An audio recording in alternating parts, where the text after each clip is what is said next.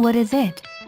Fiat's retro city car is both a tribute to the original Cinquecento, which turns 60 in 2017, and a modern icon for the Italian brand.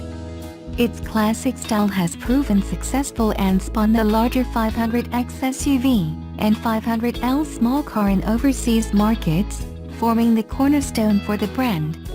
Despite its diminutive size, it's positioned at the higher end of the city car market in terms of price, and competes as a stylish alternative to the better value mainstream minis like the Mazda 2, Kia Rio and Toyota Yaris.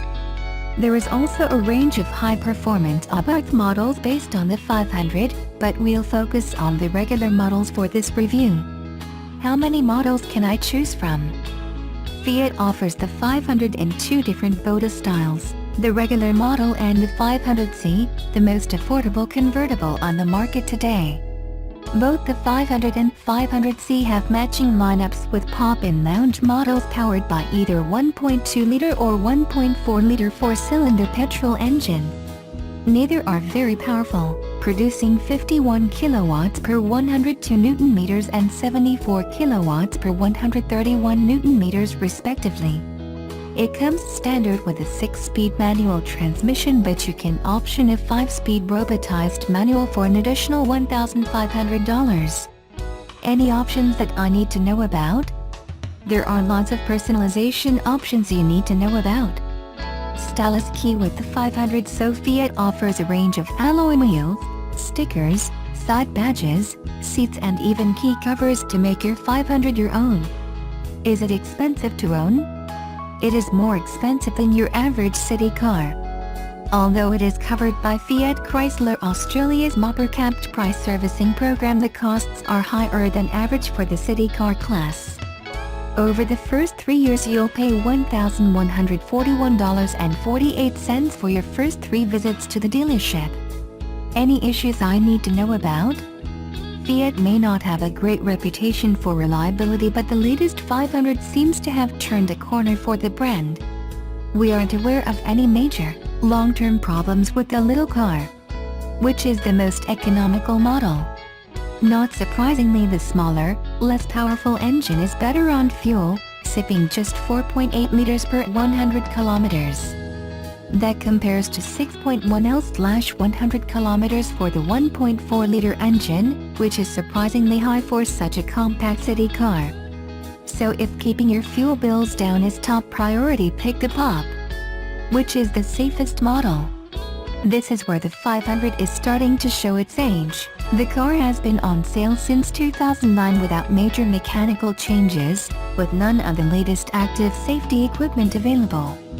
So that means no autonomous emergency braking, no forward collision warning, no blind spot monitoring and no rear cross traffic alert, even as an option.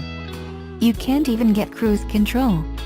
Instead, safety is limited to full airbag protection for all passengers plus the usual stability control and anti-lock brakes. Both the pop-in lounge models are as safe as each other, but there are better equipped small car alternatives when it comes to safety. Which is the best model to drive? While the engines may be modest in terms of performance, the small size of the 500 means they feel zippy enough on the road. The 1.2-liter does, however, need to be revved to get the best out of it because it feels a touch lazy at low revs. The 1.4-liter has better low-end pulling power, so it feels a touch stronger, but both engines are happy and willing to be revved hard and reward that with peak performance. To get the best out of both engines, we'd recommend sticking with the standard 6-speed manual. While manual transmissions may not be favored in Australia, it is the preferred option in the 500 because not only is it a nice gearbox, with a smooth action, the automatic option is no good. The 5-speed robotized manual may offer a 2-pedal setup that looks like a traditional auto, but it's, as the name explains, a manual gearbox that changes gears via computer control. So it generally offers jerky shifts and requires a unique driving style. In effect, you have to drive it like a 2-pedal manual, as you have to preempt the shifts and lift off the throttle to smooth out each change. As for how it drives, again there's not much to choose between the pop and lounge. Both offer light but responsive steering and nicely balanced handling for a city car. It's not class-leading by any stretch, but it rides well for such a compact car. Should I buy one now? Obviously, end of financial year sales are over now, but Fiat is currently offering drive-away deals on the 500/500C. You can get into a pop manual for $19,000 and a lounge manual for $21,000, while the 500C pop can be had for $23,000. Where's the sweet spot? While there isn't much differences, mechanically or safety-wise, to split the pop and lounge, our preference is to go for the bigger engined model. The Lounge 1.4 manual is the sweet spot in the range, offering all the style you're after and the best on-road performance thanks to the Pun Gear engine. American truck gets a makeover with limited edition model. The Ram 2500 has toughened up its look with its first local special edition. Australian outfit, American Special Vehicles, which converts the US-built truck to right-hand drive, has added some styling touches to the Ram 2500. A black finish has been extensively applied to the grille, front and rear bumpers, side mirrors and exterior badging. The 2500 Code Black has also replaced the 18-inch alloy wheels from the standard version and is equipped with enormous 20-inch black alloy wheels that hold Nitto all-terrain tires, along with heavy-duty wheel arch flares to accommodate the upsized wheels. Ram has upped the price of the Code Black edition to $149,500 before on-road costs compared to the $139,500 regular 2500. Power for the six-seater comes from the same 6.7-liter Cummins six-cylinder turbo diesel unit that produces 276 kilowatts and a barnstorming 1084 Nm and is mated to a 6-speed automatic transmission.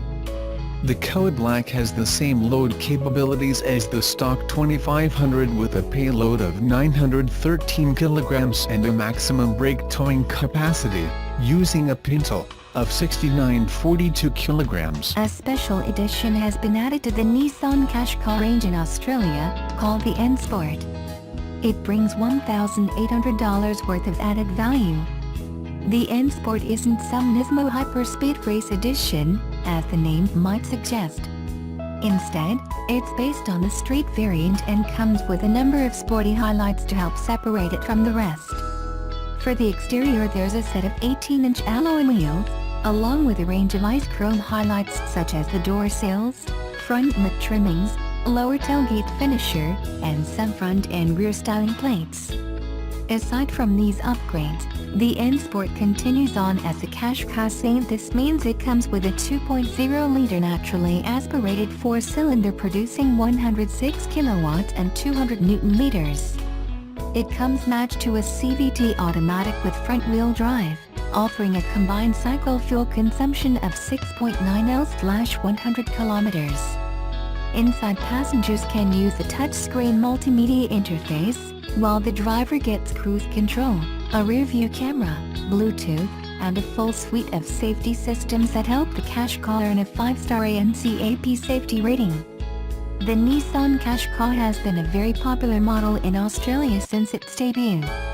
So far this year, the local arm has sold 6,473 examples through June, enough for third spot in the class in terms of popularity. Sales are up 0.9% year-to-date.